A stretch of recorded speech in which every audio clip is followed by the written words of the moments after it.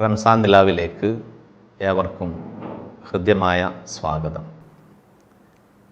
ഇന്ന് എവിടെയും നമ്മൾ കേൾക്കുന്നത് ലഹരി, അതേപോലെ മറ്റ് വയലൻസ്, കൊലപാതകം ഇതാണ്. ഈ ഒരു സാഹചര്യത്തിൽ ഇതിൻ്റെയൊക്കെ ഉത്തരവാദികൾ യഥാർത്ഥത്തിൽ നമ്മുടെ മക്കൾ മാത്രമാണോ എന്ന് ചിന്തിക്കേണ്ട ഒരു സമയമാണിത്. നമ്മുടെ മക്കൾ പാവങ്ങളാണ്.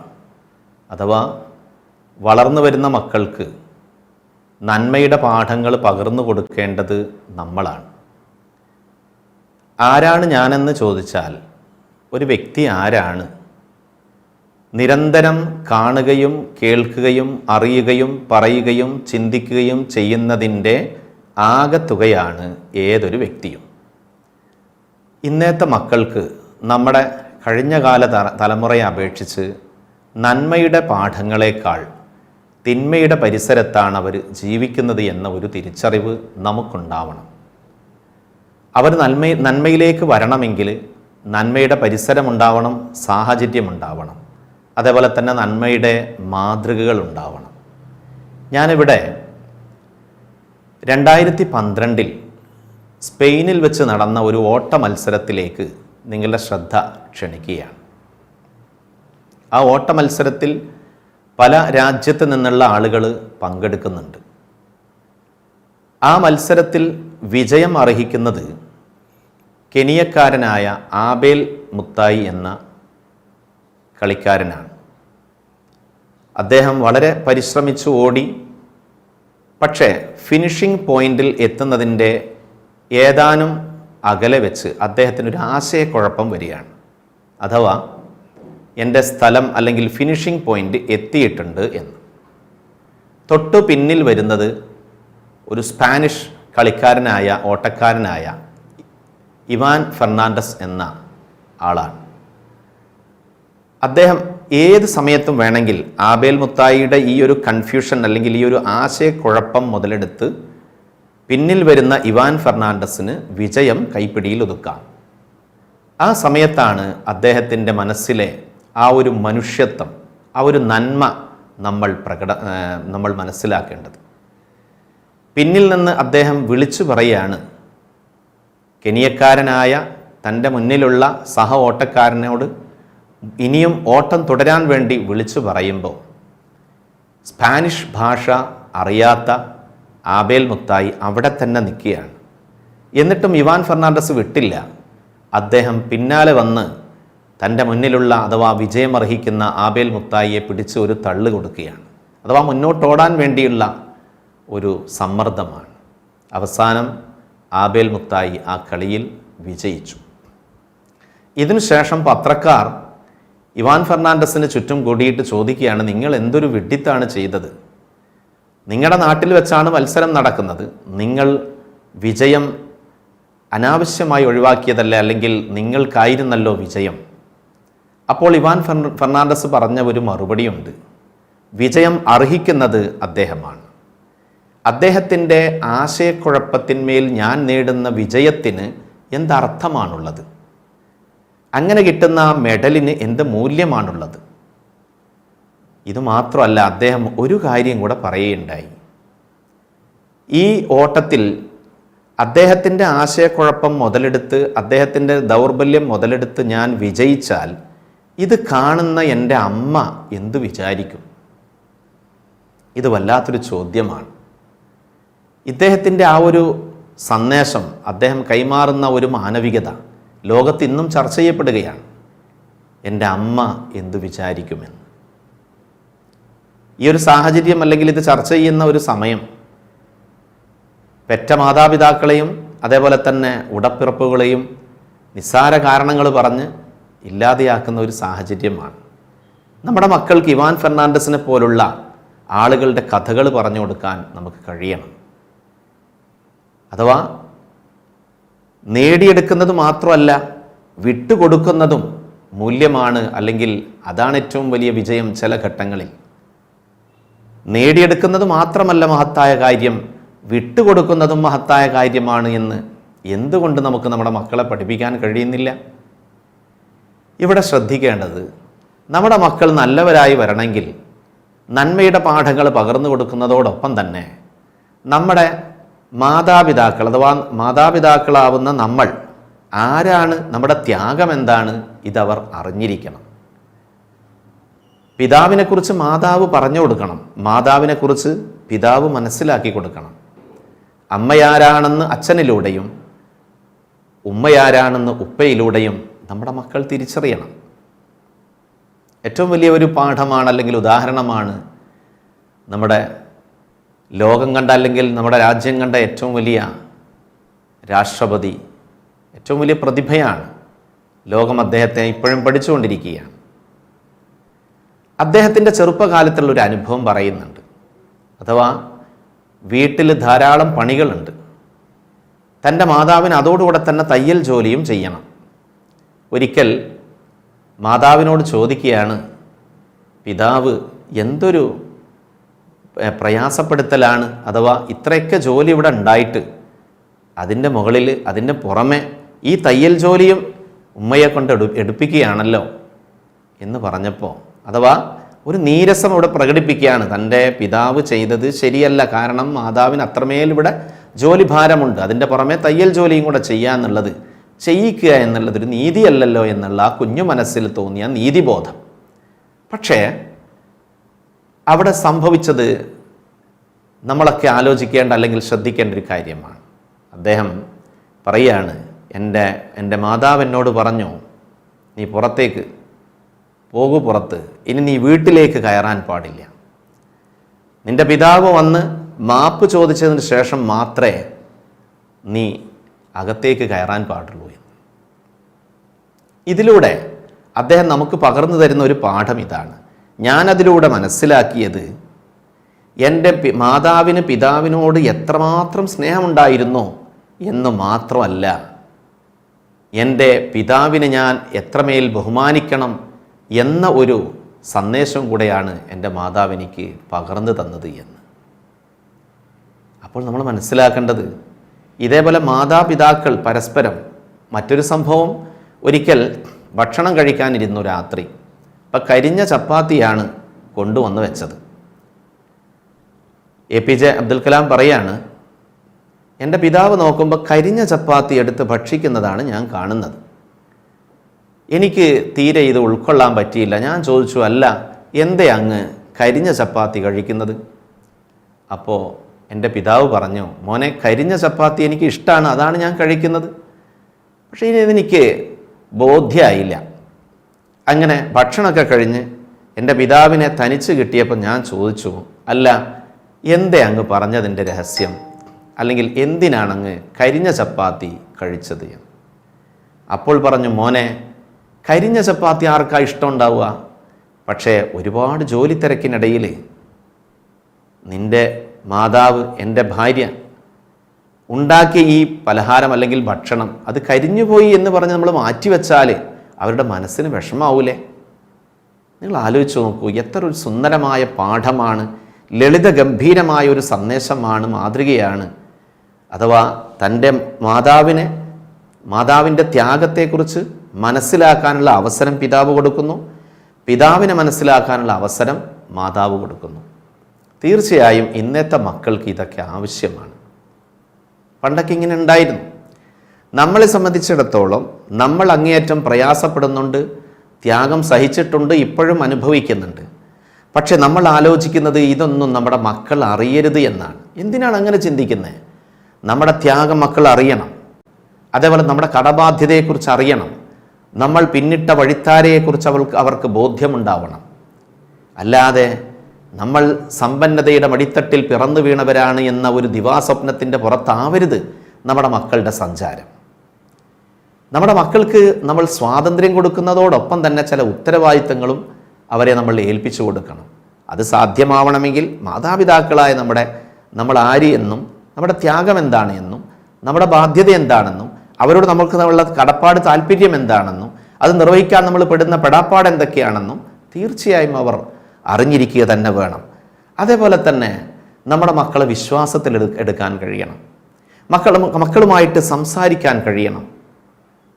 സംസാരം എന്ന് പറയുമ്പോൾ വളരെ ഹൃദ്യമായി സംസാരിക്കുക, മനോഹരമായി സംസാരിക്കുക.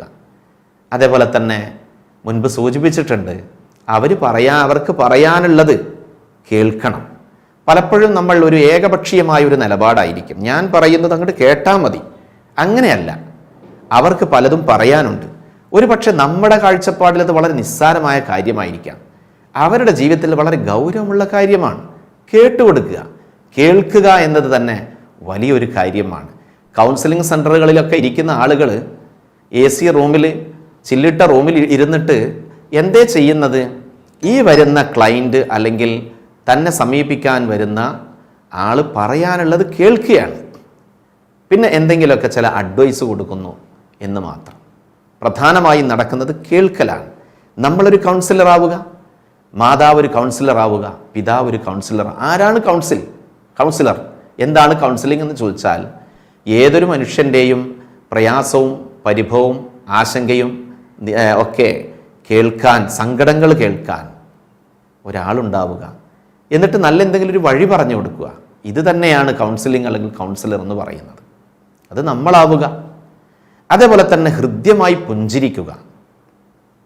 മക്കളുടെ മുഖത്ത് നോക്കിയിട്ട് ചെറുപ്പത്തിൽ നമ്മൾ ധാരാളം ചിരിച്ചിട്ടുണ്ടാകും, പക്ഷേ വലുതാകുമ്പം നമ്മുടെയൊക്കെ അറിയാതെ നമ്മുടെ പേശികൾ വലിഞ്ഞു മുറുകുകയാണ്, നമ്മുടെ ബോഡി ലാംഗ്വേജ് ചേഞ്ച് ആവുകയാണ്, നമ്മുടെ മുഖത്തിൻ്റെ എക്സ്പ്രഷൻ മാറുകയാണ്. കമ്മ്യൂണിക്കേഷനിൽ ഏറ്റവും വളരെയധികം എഫക്റ്റീവായിട്ടുള്ള ഒരു സംഗതിയാണ്, ഒരുപക്ഷെ തമ്മിൽ തെറ്റുമ്പോൾ പറയുന്ന വാക്കുകളേക്കാൾ അവിടെ പ്രശ്നം സൃഷ്ടിക്കുന്നത് നമ്മുടെ ശരീരഭാഷയും മുഖഭാവവുമാണ്. ഇതൊക്കെയും നമ്മളെ ബുദ്ധിമതികളായ മക്കൾ നിരീക്ഷിക്കുന്നുണ്ട്. ഒബ്സർവേഷൻ എന്ന് പറയുന്ന ഒരു സ്കില്ലാണെങ്കിൽ, ഒരു മനുഷ്യനുള്ള ഒരു ഗുണമാണല്ലോ, അല്ലെങ്കിൽ ഇതര ജീവികൾക്കും അതുണ്ടല്ലോ. അപ്പോൾ അതുകൊണ്ട് നമ്മൾ നമ്മുടെ ശരീരഭാഷ, നമ്മുടെ മുഖഭാവം ഒക്കെ അവർക്ക് അനുകൂലമാക്കുക, അവരെ കേൾക്കാൻ, അവരെ മനസ്സിലാക്കാൻ, അവരെ ഉൾക്കൊള്ളാൻ നമ്മൾ തയ്യാറാണ് എന്നൊരു സന്ദേശമാണ് ഇതിലൂടെയൊക്കെ കൊടുക്കേണ്ടത്. ചിരി എന്ന് പറയുന്നത് ഒരു നിസ്സാരമായ കാര്യമല്ല. അതുകൊണ്ടാണ് നബി സല്ലല്ലാഹു അലൈഹി വസല്ലം പറഞ്ഞത്, ഒരു നന്മയെയും നീ നിസ്സാരമായി കാണരുത്, നിന്റെ സഹോദരൻ്റെ മുഖത്ത് നോക്കി ഹൃദ്യമായി പുഞ്ചിരിച്ചാൽ അതിനും നിനക്ക് പുണ്യമുണ്ട് എന്ന്. അപ്പോൾ സ്വന്തം മകൻ്റെ, മകളുടെ കൗമാരപ്രായത്തിലുള്ള അല്ലെങ്കിൽ യുവത്വത്തിലുള്ള മക്കളെയൊക്കെ ഒന്ന് നോക്കി പുഞ്ചിരിക്കുക എന്ന് പറയുന്നത് എത്ര വലിയൊരു നന്മയാണ്. ഇരുളും വെളിച്ചവും മാറി മാറി നിഴലിക്കും ജീവിതാദർപ്പണത്തിൽ ഒരു സത്യം മാത്രം നിലനിൽക്കുമെന്നും പരമാർത്ഥ സ്നേഹത്തിൻ മന്ദഹാസം. നമ്മളൊക്കെ കുറച്ച് കഴിയുമ്പോൾ 6 അടി മണ്ണിലേക്ക് പോവേണ്ടവരാണ്. അങ്ങനെ നമ്മൾ മരിച്ചു മണ്ണായാലും നമ്മുടെ മക്കൾ, ബന്ധപ്പെട്ടവർ ഓർക്കേണ്ടത് നമ്മളെ എങ്ങനെ ഓർക്കണം? നമ്മുടെ മുഖഭാവമാണല്ലോ അവരുടെ മനസ്സിലേക്ക് കടന്നു വരിക. ഒരു വ്യക്തിയെ നമ്മൾ ഓർക്കുമ്പോൾ അവരുടെ ശരീരം മുഴുവനുമല്ല, ആദ്യമായി വരുന്നത് അവരുടെ മുഖഭാവമാണ്. ആ മുഖഭാവം അനുകൂലമല്ലെങ്കിൽ മറ്റൊരാൾക്ക് ഇഷ്ടപ്പെടാൻ പറ്റാത്ത രൂപത്തിലാണെങ്കിൽ അത് നമ്മുടെ പരാജയമായിരിക്കും. അപ്പം നമ്മുടെ മക്കൾ എന്നെന്നും നമ്മളെ ഓർക്കേണ്ടത് ആരാണ്? നാട്ടുകാർ, വീട്ടുകാർ, കൂട്ടുകാരൊക്കെ മറന്നാലും നമ്മുടെ മക്കൾ നമ്മെ മറക്കാൻ പാടില്ല. ആ രീതിയിൽ വശ്യമനോഹരമായ, ഹൃദ്യമായ, ആത്മാർത്ഥമായ പുഞ്ചിരി അവർക്ക് സമ്മാനിക്കാൻ നമുക്ക് കഴിയണം. അവിടെയാണ് പുണ്യനബി സല്ലല്ലാഹു അലൈഹി വസല്ലം മാതൃകയാവുന്നത്.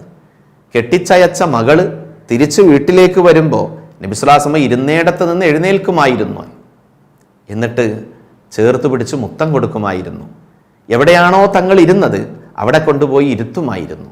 ഇങ്ങനെ നമ്മുടെ മക്കളെ respect the child as A person, ഒരു കുട്ടി എന്ന നിലക്കല്ല, ഒരു വ്യക്തിയായി കണ്ട് റെസ്പെക്റ്റ് ചെയ്യാൻ, ബഹുമാനിക്കാൻ, നമ്മുടെ മക്കളെ ആദരിക്കാൻ നമുക്ക് കഴിയണമെന്നത് വലിയൊരു സന്ദേശമാണ്, പാഠമാണ്.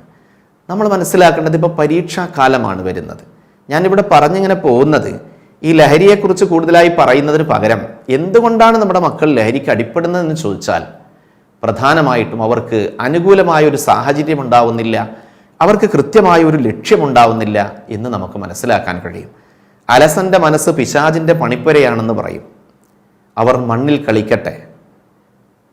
മണ്ണിൽ ഓടിക്കളിച്ച് തളർന്നുറങ്ങുന്ന മക്കൾ നാളെ കുടിച്ച് ലെവലില്ലാതെ അല്ലെങ്കിൽ ലഹരി ഉപയോഗിച്ച് ലക്കും ലഗാനുമില്ലാതെ എവിടെയെങ്കിലും വഴിയോരങ്ങളിൽ കിടക്കേണ്ട അവസ്ഥ ഉണ്ടാവുകയില്ല, തീർച്ചയായും. അതോടുകൂടെ തന്നെ അവർക്ക് നമ്മൾ ലക്ഷ്യബോധം നമ്മൾ നിർണയിച്ചു കൊടുക്കേണ്ടതുണ്ട്. പ്രധാനമായിട്ടും ഇത് പരീക്ഷാ കാലമാണല്ലോ, പഠനത്തിൻ്റെ ലക്ഷ്യം അവർ കൃത്യമായും അറിഞ്ഞിരിക്കണം. അഥവാ ഇതിനു മുൻപൊരു ടീച്ചറെ പരിചയപ്പെട്ടു, വലിയ സങ്കടത്തിലാണവർ. 2 മക്കൾ ആൺകുട്ടികളാണ്. ഒരാൾ +2 പഠിക്കുന്ന ആളാണ്, മറ്റൊരാൾ 9ാം ക്ലാസ്സാണ്. ഈ വർഷം 10ാം ക്ലാസ്സിലേക്ക് വരികയാണ്. എന്താണ് അവരുടെ പ്രശ്നം? മക്കൾ എത്ര വൈകിയാലും ഗെയിം കളിച്ചിങ്ങനെ സമയം കളയാണ്. മറ്റുള്ളവർക്ക്, മക്കൾക്ക് പാഠം ചൊല്ലിക്കൊടുക്കുന്ന, സമൂഹത്തിൻ്റെ ഇടയിൽ നല്ല പേരുള്ള ഒരു ടീച്ചറുടെ ഒരു ആത്മകഥമല്ലെങ്കിൽ ആ ഒരു ആത്മനൊമ്പരമാണ് ഞാനിവിടെ പങ്കുവെക്കുന്നത്. അപ്പോൾ അവർ പറയുകയാണ്, മക്കൾക്ക് പറഞ്ഞിട്ട് മനസ്സിലാവുന്നില്ല. അവർ പറയുന്നു, ബിൽഗേറ്റ്സ് ഒക്കെ വളരെ ബാക്ക്വേർഡ് ആയിട്ടുള്ള ആളാണ്, ഇപ്പോൾ അവരൊക്കെ വളരെ റിച്ച് ആയില്ലേ, പണം ഉണ്ടാക്കാൻ വേറെയും മാർഗമുണ്ട്, പഠിച്ചിട്ട് പണം ഉണ്ടാക്കണം എന്നല്ലേ നിങ്ങൾ പറയുന്നത്, എന്നാൽ അതിന് വേറെയും മാർഗമുണ്ട്, ഗെയിം കളിച്ചാലും പൈസ ഉണ്ടാക്കാമെന്ന്. ഈ കുട്ടികളെ ഇങ്ങനെ പറയാൻ കാരണം ആരാണ്? ഇതിങ്ങനെ സാഗൂതം കേട്ടതിന് ശേഷം ഞാൻ ആ ടീച്ചറോട് ചോദിച്ചു, ടീച്ചർക്ക് എന്ത് തോന്നുന്നു? അപ്പോൾ ചോദിച്ചു, നിങ്ങൾ എന്താ ഉദ്ദേശിച്ചത്? ഞാൻ പറഞ്ഞു, ഈ മക്കൾ പറഞ്ഞതിൻ്റെ ഉത്തരവാദി ആരാണ്? ഞാൻ ചോദിച്ചു, എന്താണ് നമ്മൾ സാധാരണ പറയാറ്? നല്ലവണ്ണം പഠിക്കണം, നല്ല പൈസ ഉണ്ടാക്കണം, ഇങ്ങനല്ലേ പറയാറ്.